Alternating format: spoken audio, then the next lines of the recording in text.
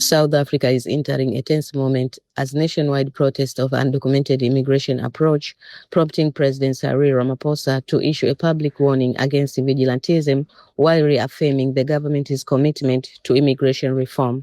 In a message released through the president's weekly newsletter, Ramaphosa addressed the growing public concern over illegal immigration ahead of demonstrations scheduled across the country.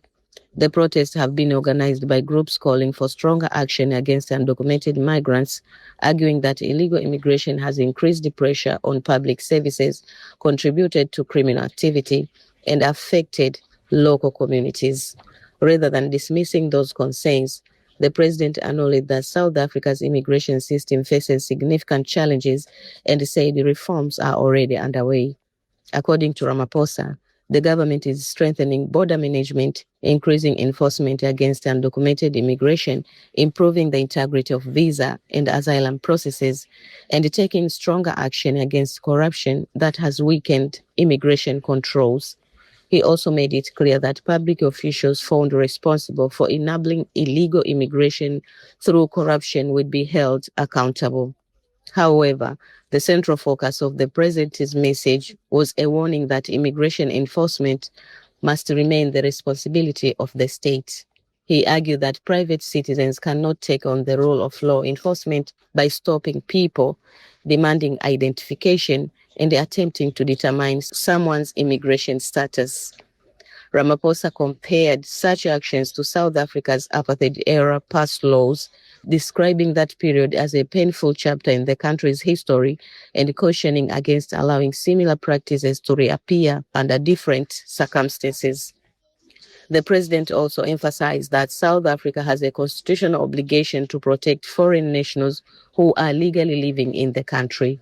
He noted that many immigrants contribute to the economy by working, studying, raising families, and investing in local communities, and that their legal rights must be respected alongside efforts to strengthen border security. This debate reflects broader pressures facing South Africa. The country continues to struggle with high unemployment, economic inequality, border management challenges, and concerns over public safety. These issues have intensified political debate around immigration, making the subject one of the most closely watched policy discussions in the country. At the same time, South Africa remains bound by constitutional protections and international commitments regarding the treatment of migrants and asylum seekers. Government officials have spent recent weeks consulting traditional leaders, business organizations, labor groups, religious leaders, and other stakeholders, while police have increased security preparations ahead of the planned demonstrations. Ramaphosa also welcomed commitments from some protest organizers to discourage violence, while warning that organizers would be expected to uphold those promises. As the demonstrations unfold, attention will likely focus not only on public participation, but also on how authorities balance immigration enforcement, public safety, and constitutional rights. The government's response could shape future policy discussions on border management while influencing public confidence in state institutions.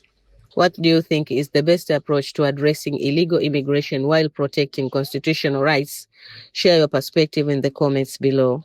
If you found this analysis useful, subscribe to the channel for more balanced coverage and in-depth reporting on developments across South Africa and the African region.